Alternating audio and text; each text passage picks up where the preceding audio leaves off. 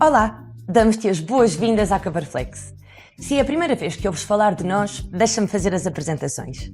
A Coverflex é uma plataforma inovadora que permite às empresas oferecerem mais benefícios aos colaboradores, com maior flexibilidade e menos custos. Deves estar a pensar que nada disto é novo, e tens toda a razão.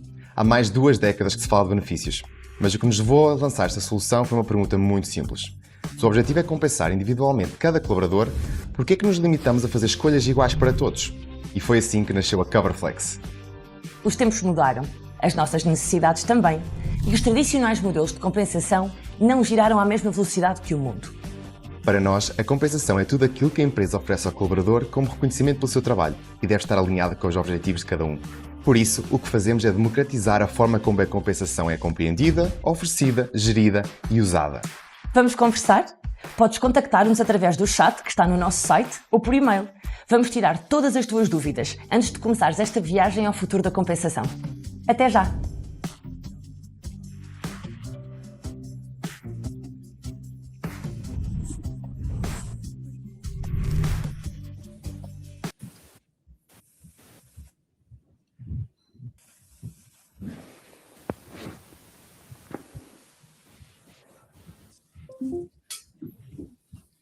Ora, muito boa tarde a todos os que estão desse lado a ouvir-nos e bem-vindos a este que é, sinal, o nosso primeiro webinar da Coverflex em 2026. E queríamos começar com um tema quente. Compensação e benefícios continua a ser uma das maiores alavancas e talvez, ou por vezes, também uma grande ineficiência naquilo que as empresas pretendem, que é uma proposta de valor para atrair e reter talento. Este momento do início do ano obriga a decisões difíceis, onde investir, onde cortar e, sobretudo, evitar desperdícios na gestão de recursos humanos e gestão financeira. Ora, justamente para desafiar a forma como estamos a tomar estas decisões e mostrar, nós acreditamos, que é possível fazer mais com o mesmo orçamento, como costumamos dizer aqui em casa, fazer uma omelete maior com os mesmos ovos, reunimos um painel com know-how em áreas tão distintas como fiscalidade, direito, finanças e recursos humanos, para discutir justamente como tornar a compensação verdadeiramente estratégica. Isto é, estratégica para as empresas e para as pessoas. Comigo tenho hoje aqui o Luís Pedro Reto. O Luís é especialista fiscal no Zoom Group, é uma multinacional de e-commerce, ele tem mais de 6 anos nesta área, passou por empresas de advogados, incluindo o Big Four. O Pedro Antunes é partner e coordenador na área de Direito de Trabalho, mais de 15 anos de experiência, numa firma de advogados, a CCA, curiosamente estão também especializados na área de tecnologia e de inovação, como muitos daqueles que nos escutam hoje. A Milene é HR e Operations Manager, combina aqui 2 áreas com desafios bastante interessantes, na WeWe Group, e tem mais de 7 anos de experiência em recursos humanos. Last but not least, o Rui Alves, diretor de recursos humanos na Lusitânia, com uma vasta experiência também em diferentes áreas, por exemplo, na área de farma. E começava então aqui o debate com uma primeira questão. Queria antes de mais recordar que podem sempre participar através do chat ou na área de perguntas e respostas e vamos tentar, como é óbvio, responder às vossas questões. Luís, olhando para a maioria das empresas hoje, e claramente a sensação de que estamos todos a pagar, falo como empresa, estamos todos a pagar mais impostos do que nós devíamos nesta área de compensação, não é por opção a estratégia, mas também aqui inércia ou desconhecimento. Em que áreas é que tu vês que, de facto, parece haver esta ineficiência a nível de fiscalidade? Bem, antes de mais, boa tarde a todos e permitam-me começar por agradecer à Coverflex o convite para partilhar um pouco da minha experiência aqui com todos. Relativamente à tua pergunta, Paulo, permitam-me também começar pelo fim e por uma conclusão, que é uma frase mais ou menos feita, que nos diz que o desconhecimento fiscal em 2026 é mais um imposto que as empresas decidem pagar.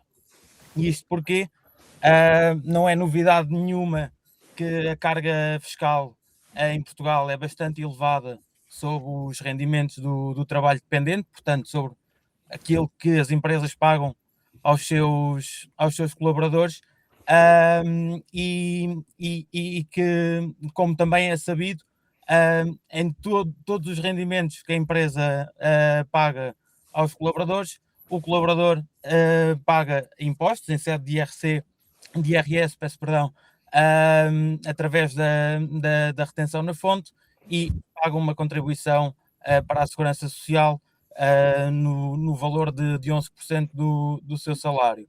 As empresas, quando pagam o salário aos trabalhadores, também estão a descontar para a Segurança Social, na TSU, na qual pagam 23,75% do valor do salário.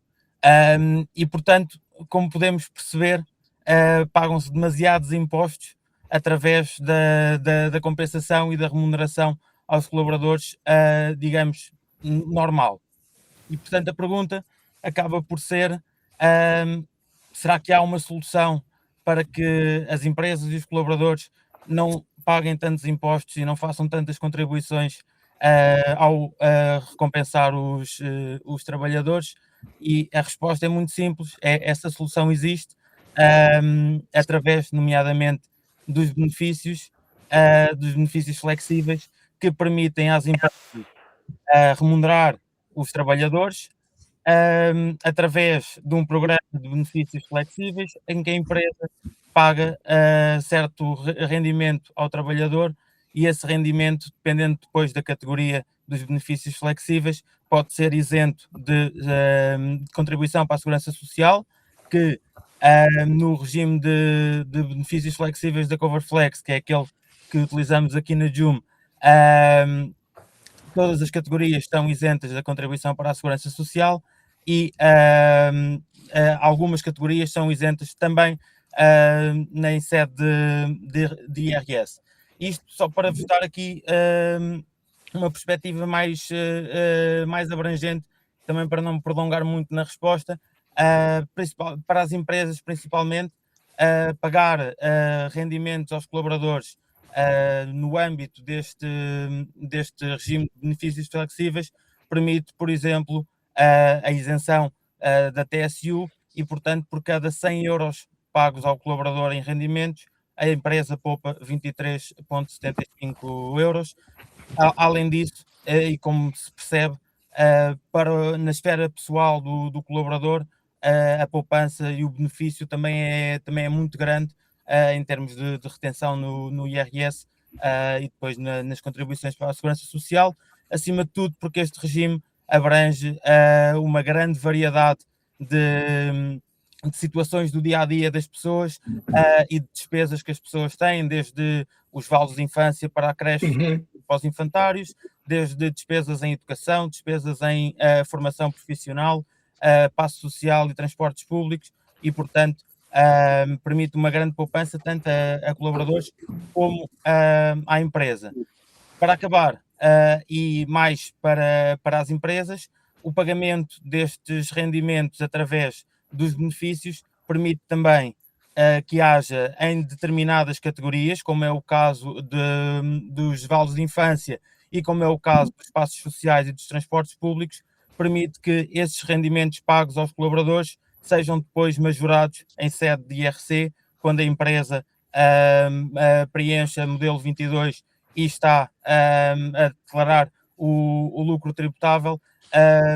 Tudo o que são custos nestas duas categorias podem ser majoradas. A nível do vale de infância pode ser majorada até 140%, e a nível do passo social e transportes públicos pode ser majorada até 150%. Portanto, como podem ver, é muito benéfico para as empresas e também para os seus colaboradores aderirem a este tipo de compensação. Luís, acho que foi muito interessante e, de facto, parece haver aqui um conjunto de relações de responsabilidade social ou também de benefícios, onde, de facto, há vantagens não só para as empresas, mas para as pessoas. O que me estava a perguntar aqui ao Pedro, que é, Pedro, por vezes as empresas olham também para outros lados. E quando tentam otimizar custos em compensação, onde é que vês que as empresas podem estar aqui a cruzar a linha vermelha daquilo que é o risco legal, mesmo às vezes não tendo essa noção, e que problemas é que isso pode gerar hoje? Obrigado, Paulo. Antes de mais, também agradecer à Coverflex pelo convite e pela iniciativa. Acho que o timing não podia ser melhor, como acho que também vamos abordar aqui ao longo desta nossa conversa, e também felicitar ou cumprimentar aqui os meus colegas de painel, que é um prazer estar a participar convosco. A pergunta é interessante e já tinha algumas saudades delas, confesso, porque normalmente quando chegam até nós, os nossos clientes vêm, queremos fazer, queremos implementar, e foi isto que acordámos e foi isto que pensámos fazer. São raras as vezes que os clientes nos procuram e tentar perceber de que forma é que podem implementar. E, portanto, eu vou dividir esta resposta de forma muito objetiva em 2 passos. Primeiro, quem não tem benefícios flexíveis e que deveria começar a olhar para dentro de casa e começar a ter, e para quem tem, de que forma é que deve ajustar estes benefícios.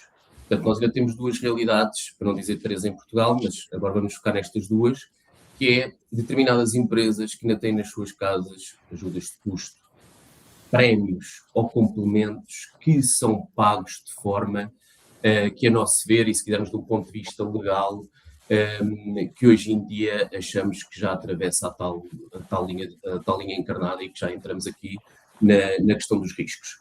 Porquê? Muito sucintamente, eu gosto de ir a situações práticas. Há relativamente pouco tempo tivemos um cliente que pagava ajudas de custo, lá está, aqui no nosso setor core da tecnologia, estava no centro do país, os consultores estavam em Lisboa e Porto em projetos e tinham muitos quilómetros. E a AT chamou, nessa determinada localidade no centro do país, para questionar o porquê de tantos quilómetros em ajudas de custo. E cruzou os dados com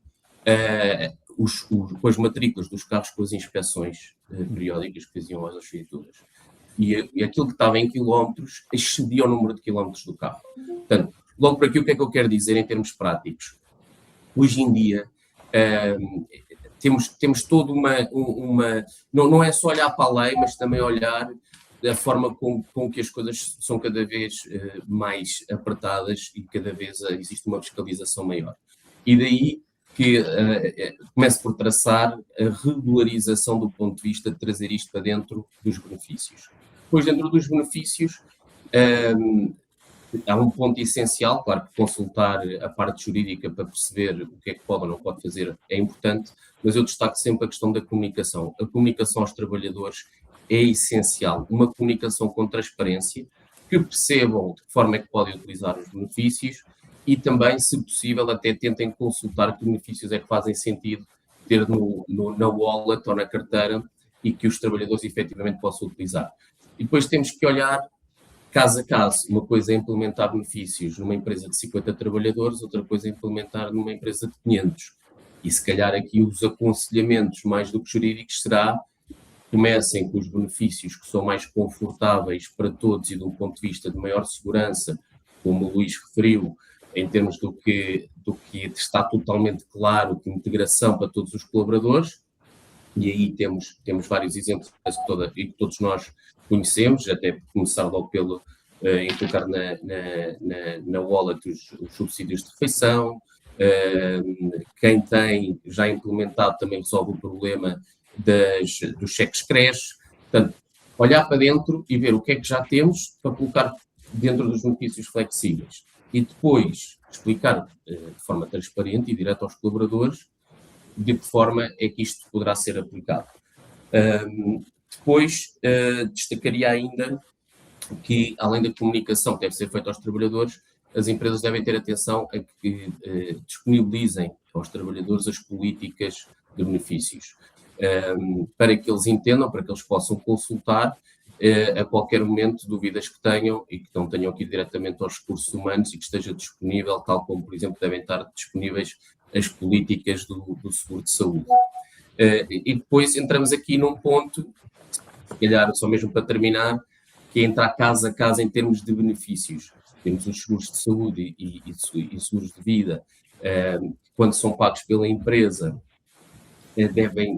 são considerados como benefícios sociais, assim como as contribuições para o fundo de pensões, e aí há que terem atenção se realmente abrimos a todos os colaboradores para beneficiar ou termos a tal otimização fiscal que o Luís já começou a referir e penso que ao longo deste webinar também iremos destacar.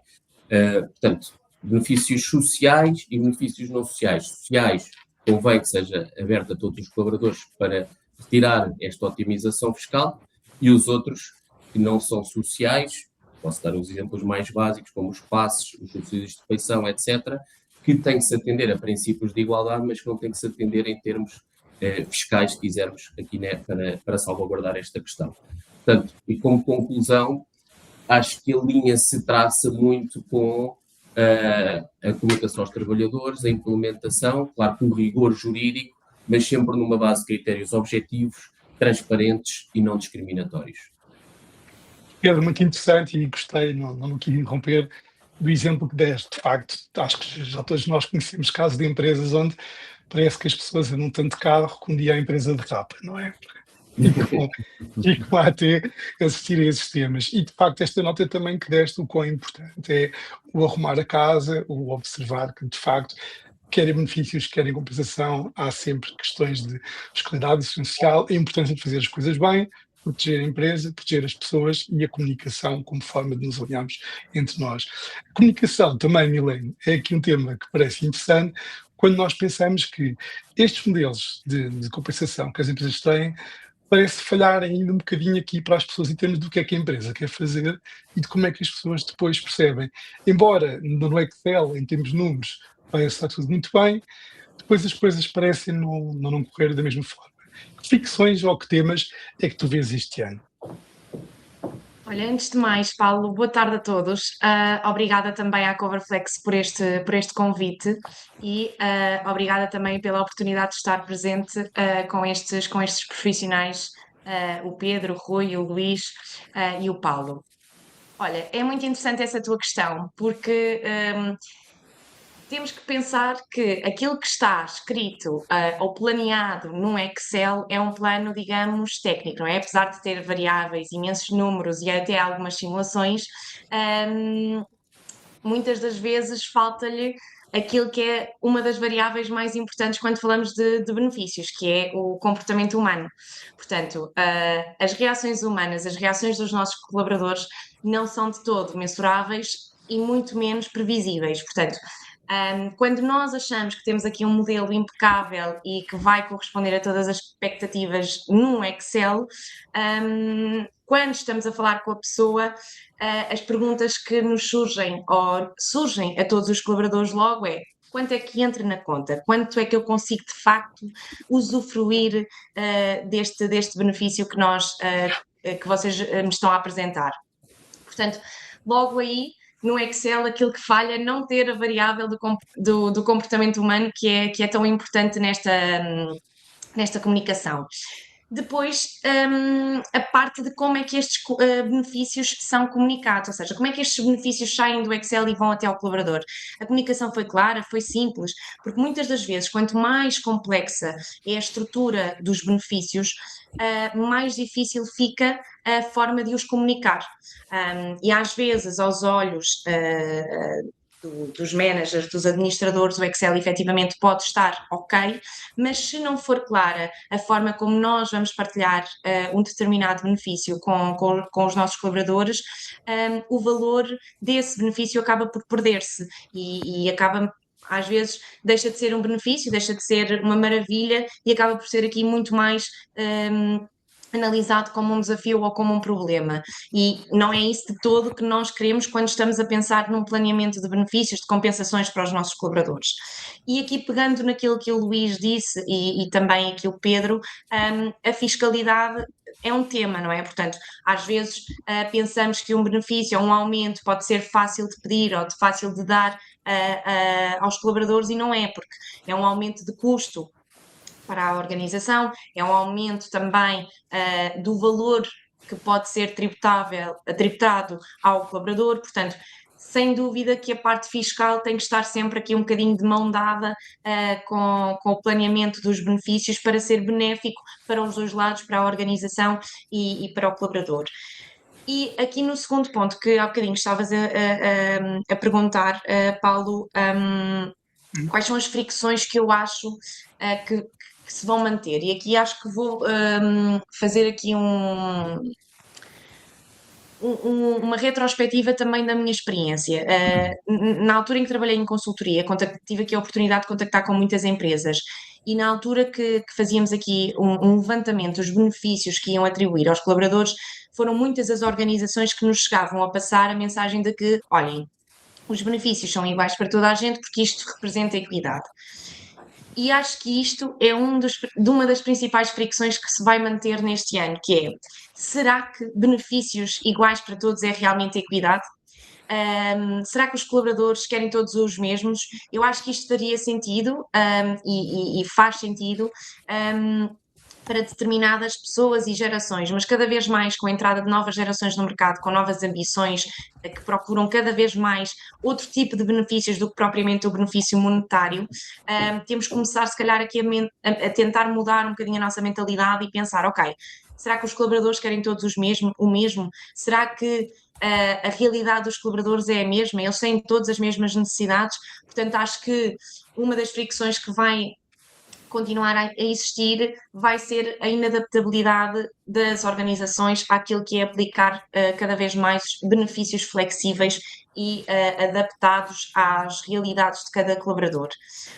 Eu sei que nem sempre é possível, não é possível termos benefícios que consigam agradar a todos, mas acho que é importante termos aqui uma flexibilidade para tentarmos apresentar e tentar agradar, digamos assim, tanto a fiscalidade da organização como o bem-estar também financeiro depois ou o bem-estar psicológico, social dos nossos colaboradores. Outra questão que não quero de todo tornar-me repetitiva, mas é a forma como estes benefícios e como estes papéis dos gestores têm impacto através da comunicação, ou seja, expor estes benefícios de uma forma clara e perceptível e, acima de tudo, atingível, ou seja, perceber se realmente os benefícios que existem em papel acabam ou não por ser concretizados na prática, perceber também se os prémios que estamos a atribuir em determinadas funções, se são ou não altamente taxados e se conseguimos outra forma de dar aos colaboradores este valor e perceber, portanto, a melhor forma de expor a todos os benefícios, evitando a ausência de comunicação. Portanto, quanto mais comunicarmos e da melhor forma que o fizermos, mais fácil será o outro entender-nos e será mais fácil conseguirmos chegar aqui a um bom porto comum. Acho que consegui responder. Diz-me tu, Paulo. Não, acho que sim, Milena, e tu tocaste em um ponto importante, que já vinha também da intervenção anterior, que é o quão importante é a empresa conseguir comunicar esta proposta de valor para as pessoas. Mais uma vez aqui a comunicação é a chave, estas coisas não se fazem e depois cruzamos os dedos com a esperança que toda a gente perceba, então tem que ser comunicado, é um processo de mudança. Rui, esta visão que a Milena tem, claramente de uma empresa que acredita e que tem experiência e que já está um bocadinho em frente à curva nestes benefícios, há muitas outras empresas que ainda veem estes temas um bocado como nice to have, ou um custo muito difícil de justificar quando vou bater à porta da sala da administração a dizer que quero lançar benefícios ou ter um plano flex. Na tua opinião, e aqui do negócio um bocadinho mais holístico, qual é que é o verdadeiro papel que tem estes benefícios hoje? E achas que as empresas estão a conseguir aproveitar isto bem ou não? Muito bem. Bom, muito obrigado a todos, obrigado à Coverflex pelo convite. Paulo, é um gosto rever-te e falarmos, e obrigado também aos colegas de painel, cujas respostas eu tenho estado a seguir de forma muito interessada, porque têm sido muito pertinentes, de facto, não é? Portanto, e em relação à pergunta que colocas, do ponto de vista holístico, a verdade é que quando observamos o mercado, os diferentes setores, e em particular focado no nosso mercado, no mercado português, portanto, a questão é que, considerando as tendências do ponto de vista da evolução de recursos humanos, do emprego, do trabalho nos diferentes setores em Portugal, É uma questão que já não é só premente em 2026, já era premente antes, não é? Portanto, os benefícios deixaram de ser um mero complemento acessório à remuneração. Num país que tem limitações do ponto de vista da oferta salarial muito agressiva ou competitiva, quando comparado com outros países, nomeadamente na União Europeia, esta dimensão dos benefícios, nomeadamente da sua flexibilização, ganha neste entorno de maior diversidade, maior competitividade, novas gerações no mercado, uma importância crescente. Portanto, são não só instrumentos de gestão estratégica de pessoas, das organizações, com impacto direto na atração, na retenção, no engagement, na produtividade das organizações e obviamente, no que toca ao seu capital humano, mas também na questão da sustentabilidade financeira das empresas, das organizações. Portanto, do ponto de vista de negócio, indo à tua questão, benefícios bem desenhados permitem, de facto, aumentar esse valor percebido da compensação sem, eventualmente, gerir de forma mais hábil o seu custo total, não é? E, portanto, quando podemos usar a eficiência fiscal dos mesmos e até praticar uma afetação mais inteligente dos recursos que já temos, não é?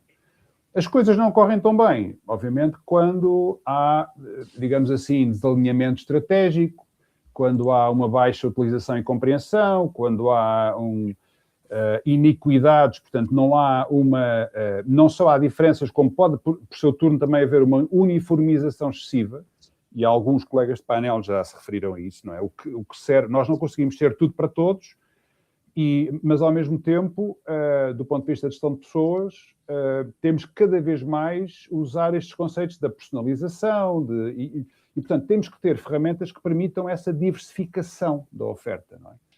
E depois há muitas vezes um déficit de comunicação e de literacia, não é? E, portanto, há caminho a percorrer nestas matérias. Aquilo que sabemos é que, quando são bem estruturados, comunicados e bem integrados, são, de facto, alavancas de eficiência, de diferenciação competitiva e de sustentabilidade. Nós, na própria experiência, e partilhando para não me alongar um pouco a experiência que nós temos, Lusitânia, enfim, são duas empresas, dentro de um grupo financeiro e segurador. Nós começámos com esta experiência em 2023 e temos feito o nosso caminho de adesão, de comunicação, extensão a todos os colaboradores, estamos a falar de 500 colaboradores, e, portanto, associado à obtenção, em algumas vertentes, associado à obtenção de resultados de desempenho também. Portanto, ou seja, nós estamos a inscrever gradualmente a questão da compensação flexível, neste caso através da Coverflex também, como parceiro que temos, na compensação total dos colaboradores. Num mercado que não é muito, enfim, é um mercado financeiro, um bocadinho mais, até pela natureza da sua atividade, um pouco mais calculoso em relação a estas nossas dimensões, mas a adesão que temos tido, e pela experiência que tenho em muitos outros processos de recursos humanos, aplica-se aquilo do primeiro entranha-se, depois, ao primeiro estranha-se, depois entranha-se, não é? Portanto, hoje em dia já começa a ser uma prática, já está integrado na nossa oferta de compensação total, não é? Agora, a verdade é que, como dizes, não é? Portanto, para alguns setores, no nosso contexto empresarial, ainda é visto como um nice to have, muitas vezes, porque ainda não estamos a ir, em algumas organizações, não estamos ainda sequer nesse patamar, não é? Portanto, enfim, não sei, é esta a experiência que eu tenho tido, não é? Rui, e é muito interessante esse percurso que falas, no fundo, todo esse caminho que vocês fizeram desde o início, estudar o tema, perceber que benefícios, o enquadramento, como comunicar, implementar e depois gerir isto. Muitas empresas, às vezes, infelizmente, ficam logo pelo início, pela primeira etapa. E isto coincide, curiosamente, com uma questão de uma das pessoas da nossa audiência de hoje, que nos pergunta, e pedi aqui a ajuda ao nosso especialista fiscal, Luís, como é que podemos, então, minimizar estes impostos que falávamos há pouco?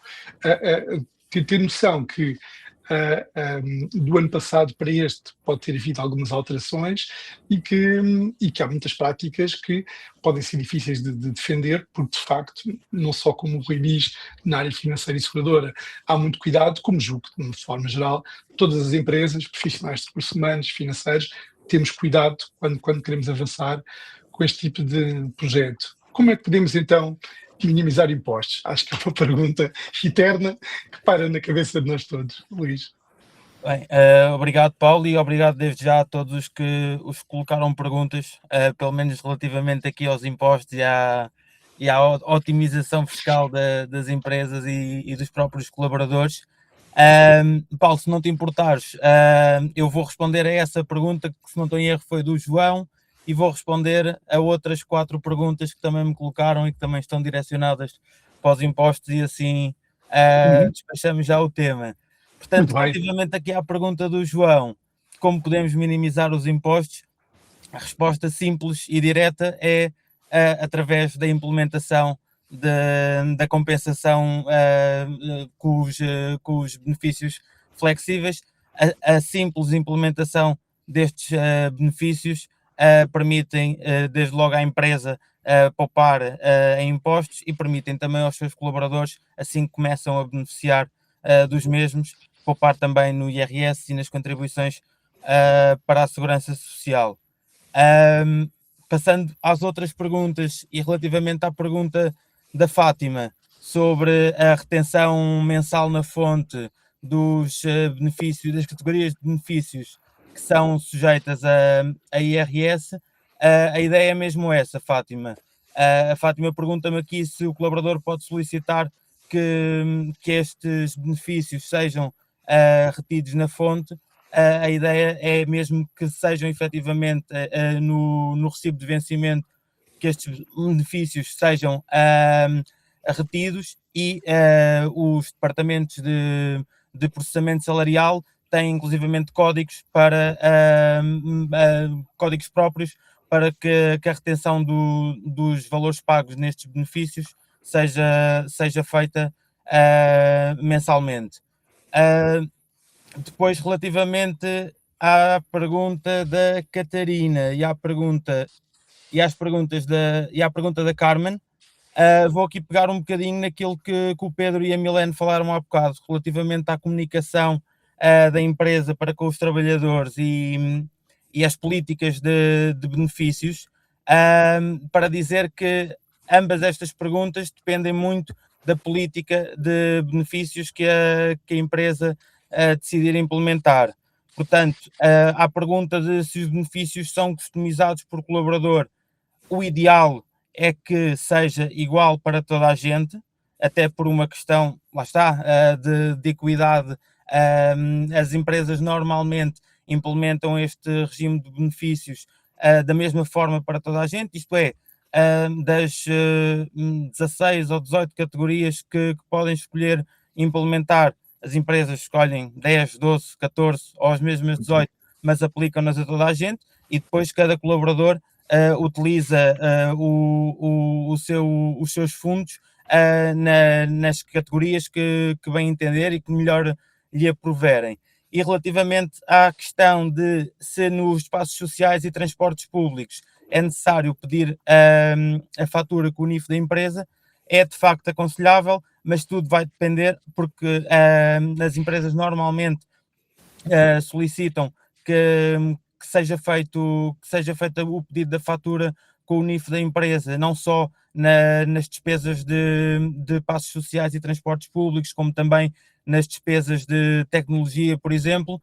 É normal que as empresas peçam que o NIF seja o NIF da empresa, mas tudo, mais uma vez, tudo depende da política que a empresa decidir implementar, e se a empresa, por acaso, na sua política estipular que este tipo de despesas são aceitáveis com o NIF do colaborador, depois fazendo o cruzamento dos dados, também é uma possibilidade.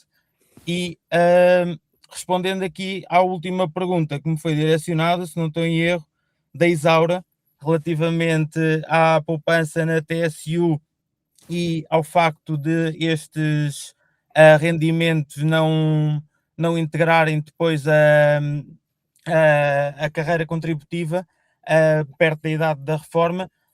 Percebo perfeitamente esta preocupação. É de facto, a partir do momento em que o montante não está a ser descontado para a Segurança Social, à partida, não fará parte do bolo da carreira contributiva. E eu aqui, depois, se calhar, Pedro, se me quiseres interromper aqui, e se me conseguires ajudar, também agradeço, mas a única sugestão de um ponto de vista fiscal que eu posso dar para otimizar esta questão é a categoria dos planos de poupança-reforma, destes benefícios, que sempre dá para alocar parte desse rendimento, e que acaba por não se perder tanto depois em questões da carreira contributiva.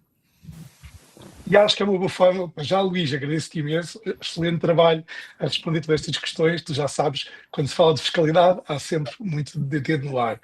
Pedro, podes ajudar a comentar aqui o final desta questão colocada ao Luís, e também, se calhar, aqui fazendo a ponte para esta questão, que é: vês alguma prática que tenha sido comum no passado, em 2025, e que seja difícil defender no futuro, do ponto de vista jurídico? Obrigado, Paulo. Sim, ou seja, eu gostava, quando falam em mudanças do ponto de vista legal, vem-me à cabeça quatro patamares. Mudanças no que é que nós podemos olhar em termos legislativos, regulatório, jurisprudência e fiscalização. O que é que eu concluo destas quatro bandeiras? Eu acho que estamos aqui numa conversa, num webinar, e acho que temos a vontade suficiente para dizer que não há especiais alterações em nenhum destes quatro patamares. E por isso a minha conclusão no que toca a benefícios flexíveis é no news, good news. Não pode ser outro, porque, como há pouco dizia o Rui, eu destaco e o caminho dos benefícios, mesmo antes da existência da Coverflex, e acompanhei todo o crescimento da Coverflex, é muito importante. Este caminho tem vindo a ser feito ao nível da confiança das empresas, das implementações dos recursos humanos, das implementações também da análise de risco dos fiscalistas. E este caminho tem vindo a ser feito cada vez mais no nível de confiança transversal a todo o nosso ecossistema. É o que nos dá também a confiança para responder em termos regulatórios. Havia aqui pouco que eles pudessem fazer. Jurisprudência, até ver, não há nada que nos levante sequer uma yellow flag do ponto de vista disto poder abanar alguma coisa. É claro que vão saindo um ou outro confirmação de algumas de algo da AT, mas que nós já sabemos que quando falamos em benefícios, e como o Luís também adiantou, não estamos a falar tanto do ponto de vista de otimização fiscal de IRS, claro que há exceções, mas é muito mais a parte do pacote das contribuições para a Segurança Social. E, por fim, a questão da fiscalização. A fiscalização, temos aqui três entidades: ACT, Segurança Social, AT. Há pouco tem um exemplo da AT, não é muito a minha área, não vou tocar nesse ponto, porque acho que os benefícios acaba por ser muito, como eu disse, um fator da Segurança Social. E depois, desde logo, mais uma vez dentro deste canal de confiança, de quem nos ouve, a AT, claro, tem uma capacidade de fiscalização completamente diferente de uma Segurança Social, e acho que isto todos podemos concluir. E depois temos a ACT, que no ano 2025 realmente andou a olhar para as tabelas contributivas, para os salários, implementação da Diretiva Comunitária da Transparência Salarial, etc., que acho que também ouvimos todos falar sobre isto. Não vejo, acho que vai continuar este caminho, mas não vejo qualquer ponte que possa existir com a questão da implementação de benefícios. Portanto, e depois há aqui questões de rigor na parte legislativa. Tivemos um orçamento de Estado um pouco diferente daquele que estamos habituados a receber. Estamos ainda a aguardar que algumas concretizações de ideias saiam. Posso dar um exemplo muito simples e básico. Subsídio de alimentação, estamos a chegar ao final do mês de janeiro, não está nada publicado, e temos a questão dos 6.15, sempre vai haver atualização, que depois é os 70% sobre isso, que vai dar os 10.46, se as empresas podem ou não podem atualizar isso. Se olharmos para trás, quando isto aconteceu, foi 2023 e saiu a portaria em abril com efeitos retroativos. Acho que a atualização de valores dos distribuidores do Estado, não é? Exato. Sim. Portanto, são situações também por força das circunstâncias, penso eu, e da questão que tivemos agora das eleições, que limitam em muito a vida das empresas no que toca aqui novidades legislativas. Pois, por fim, e porque estamos a terminar, eu destacaria o seguinte, como novidade deste webinar: o fundo de compensação é algo que as empresas têm até ao final do ano para levantar. Antes de vir para esta participação, pensei, o que é que eu posso introduzir de novo? Acho que é um ponto que as empresas, é um fundo que pode ser resgatado pelas empresas, com a consulta dos trabalhadores, e ao fim e ao cabo a ideia é também dar um certo benefício aos trabalhadores. Por que não utilizar essa verba, ou parte dessa verba, e entrando na questão da wallet e distribuição pelos trabalhadores. Por fim, respondendo à pergunta, carreira contributiva. Quando é que normalmente as empresas podem optar por introduzir valor na wallet ou na carteira de benefícios? No momento dos aumentos, por isso é que há pouco dizia que é um timing ótimo, janeiro, acho que ainda muitas das empresas ainda não implementaram os esperados aumentos, e aqui é que podem introduzir estes aumentos via benefícios e não trazendo uma carga fiscal superior ou em cima daquela que os trabalhadores já têm. E, portanto, claro que não podemos ter o melhor dos dois mundos. O Luís adiantou com a questão dos PPRs, dos fundos de pensões, mas não será este pequeno aumento, penso eu, que vai mexer na carreira contributiva das pessoas, mesmo aquelas que se estão a aproximar da idade da reforma, mas sim trazer mais dinheiro e mais liquidez numa altura em, como todos sabemos, os preços estão a subir. Portanto, deixo assim esta minha conclusão e força, Paulo. Um ótimo ponto, Pedro, e também esta questão dos aumentos e de valores. Por falar de valores, Milene, e eu sei, falávamos há bocadinho os dois, estás sentado ao lado do diretor financeiro, não podia haver uma mais proximidade entre recursos humanos e finanças, mas é também uma questão, tu e eu passámos pela passagem de consultoria e observámos, é um paradigma. Não há certos e não errados, mas muitas vezes fala-se da necessidade de um maior alinhamento entre finanças e recursos humanos. Onde é que tu vês isso falhar no dia-a-dia? Que desafios é que estão aí? E se tens alguma dica para nós todos conseguirmos fazer isso melhor? Bem, eu acho que, antes de mais, Paulo, falhar, se calhar usamos aqui um termo muito pesado, não é? Mas, sem dúvida, como há pouco partilhei contigo, desde que estou aqui no grupo de trabalho mesmo lado a lado com o nosso diretor financeiro e, portanto, isto é o ponto de partida de que os RH e a parte financeira tem que estar realmente lado a lado nesta questão que hoje estamos aqui a falar, que são os benefícios. A verdade é que nós, quando pensamos em financeiro, ok, esta pessoa está mais direcionada para números, e quando pensamos em recursos humanos, ok, esta aqui é sem dúvida mais direcionada para pessoas.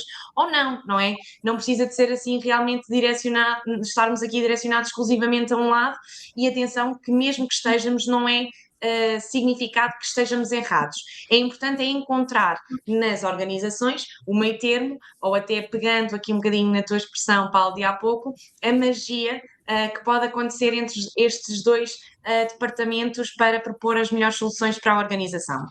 Portanto, eu acho que, e se calhar começando aqui pela parte mais simples e não querendo repetir de todo aquilo que o Pedro referiu, e até o próprio Rui aqui na experiência atual, que é temos que desenhar planos, políticas que sejam reais e alinhados com aquilo que as nossas pessoas possam precisar, mas com aquilo também que a organização pode efetivamente e consegue oferecer. Ou seja, ponto de partida é, sem dúvida, definir claramente as decisões que vão entrar em vigor. Segundo ponto de partida, mas se calhar aqui uma linha a este primeiro ponto, que é, ok, quais são as decisões que vão entrar em vigor e quando? Ter clareza nos timings, ter clareza nos períodos que vamos querer implementar. Tal e qual como o Pedro disse. Portanto, se estamos numa época de pensar no ano 2026, pensar efetivamente nas alterações salariais, ok, o que é que vamos mudar? Vai ser o base? Vai ser os benefícios? O que é que nós podemos tentar definir? Quando é que vamos implementar? Ou seja, para não haver surpresas depois de quem está do outro lado e ter que ser necessário aqui algum ajuste de última hora, porque depois quebra aqui um bocadinho naquela que é a confiança que tanto o financeiro como o departamento de RH ou qualquer outro departamento, permitam, precisam de ter para quem os ouve, para quem os vê como um ponto, digamos, de auxílio em determinados aspectos. Sem dúvida, e aqui de acordo com o Luís, o planeamento fiscal é crítico, os benefícios, prémios, aumentos devem ser pensados em conjunto, tanto para o custo da empresa como para aquilo que vai ser o rendimento líquido do colaborador, portanto, essa coordenação não pode, sem dúvida, passar despercebida, e depois eu diria que aquilo, na minha opinião, aquilo que são as decisões mais importantes a ficarem, digamos, concluídas neste primeiro quarto do ano é a estrutura da compensação, o que é que a organização vai implementar para o colaborador, a estratégia fiscal, que está aqui num plano submerso, mas que é importantíssimo estar alinhado com aquilo que vai ser definido. E quando digo isto, estou a incluir fixos, variáveis, benefícios, portanto, estes todos têm que estar aqui devidamente alinhados estrategicamente no que diz respeito à fiscalidade e estrategicamente no que diz respeito à estrutura que vai ser apresentada. Portanto, depois, o que é que eu diria que se calhar também pode ser importante? Definir, digamos, as normas deste bom funcionamento do ano, aliás, para garantir um bom funcionamento ao longo do ano, desculpem, muito também na parte de quando é que, neste caso, por exemplo, um prémio, quando é que é atribuído, de que forma é que é atribuído, portanto, aqui uma regra e uma estrutura muito alinhada, e eu diria que se calhar estes são os principais conselhos que daria. Até me estou aqui a basear muito no meu dia-a-dia, em que eu e neste caso o Bruno tentamos também estar sempre muito alinhados na estrutura, nos procedimentos e na forma como resolvemos estas questões que surgem neste primeiro quarter. Acho que às vezes o tentar poupar não está efetivamente no dinheiro, mas sim nestes pequenos passos entre equipas para conseguirmos realmente chegar ao sucesso de uma forma mais eficaz. Muito obrigado, Milene, pela tua partilha de experiência e também pelos ótimos insights. Isto tudo são temas de pessoas. Sabendo que já estamos aqui um bocadinho em cima da hora, uma última pergunta para fechar para o Rui. Rui, justamente pessoas. Achas que mudou um bocadinho a forma como as pessoas valorizam benefícios? Há benefícios que eram interessantes de antes e deixaram de ser? Há necessidade de novos benefícios? Que tendências é que estás a ver aqui? O que eu vejo nestes anos é que, sobretudo, sim, tem mudado muito e, sobretudo, os colaboradores valorizam flexibilidade e possibilidade de escolha. E algo que respeita a sua fase de vida, o seu equilíbrio pessoal e familiar e as suas prioridades individuais. Sobretudo, benefícios que tenham relevância prática para a sua vida. Sejam personalizáveis o mais possível. E eu sei que nem tudo é possível, e nem tudo será possível, mas nós temos que comunicar nas organizações que nem tudo é possível. Temos é que comunicar. Benefícios que sejam fiscalmente eficientes. Já falámos sobre isso e há muitas questões sobre isso, e, portanto, eu acho que tem que haver unicamente webinars sobre este tema com a ajuda do nosso colega de painel, não é? Porque haverá sempre questões sobre isto e, obviamente, que nestas matérias há benefícios que estão sujeitos a IRS social, há outros que não estão, portanto há alguns que são mais interessantes do que outros e são mais apelativos do que outros. E eu diria que depois a questão da transparência, da literacia e da comunicação. Na minha experiência, no contexto em que eu estou, sendo uma empresa privada que de qualquer forma tem contratação coletiva, eu tenho parceiros sociais com que negocio anualmente revisões de um acordo coletivo de trabalho. Estas questões não são ainda muito, portanto, não são ainda muito relevantes, digamos assim, porque no âmbito do ACT tem que ser assegurado um mínimo de remuneração fixa, mas ganha cada vez mais tração essas matérias, porque do lado da compensação é importante dizer, não, mas nós aumentamos os salários e estamos a aumentar, e temos aqui no horizonte não longínquo, mas muito perto, a questão da transparência da diretiva europeia, tudo mais, portanto, ainda temos que perceber como é que Portugal vai adotar tudo isto. Mas nós, dizia eu, como empresa, nós queremos dizer, mas não é só esta questão. Nós temos uma listagem enorme de benefícios que já oferecemos, que tem um custo e tem um impacto. E nós temos esta questão também da compensação flexível. Portanto, nós temos organizações que mostrar cada vez mais a importância e comunicar de forma aberta. Eu creio que em Portugal, fruto da nossa cultura, às vezes retraímos com isso, não queremos ser tão transparentes, não, mas isto é importante porque as pessoas e as novas gerações em particular querem, ambicionam essa transparência, não é?